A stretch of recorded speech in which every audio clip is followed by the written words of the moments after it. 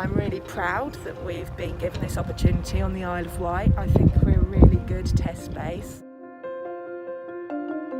I'm Reuters reporter Isla Binney on the Isle of Wight off the south coast of England, where this week the British government is trialling an app as part of its response to the new coronavirus outbreak.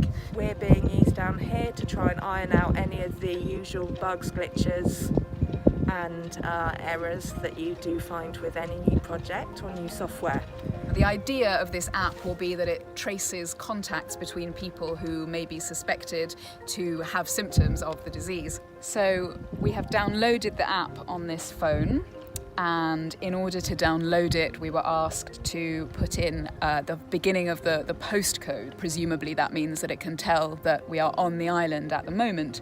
This started this week with residents of the island, which has about 140,000 people living on it, receiving a letter from the National Health Service which explains to them that if they download this app, the app itself can communicate with an app that may have been downloaded onto someone else's phone near them.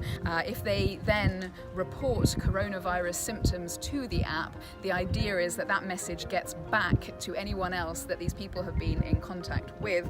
Now, this has proved highly controversial in countries throughout Europe, this kind of approach to tracing people's contacts through apps on their phone. Many other countries have broadly decided that they will keep people's data on the phones, but in the UK, they've gone on a slightly different track. The UK approach actually would involve, at a certain point in the process, people's data being passed through a central server, which has raised some very serious concerns about the protection of their data and, as a result, of their privacy.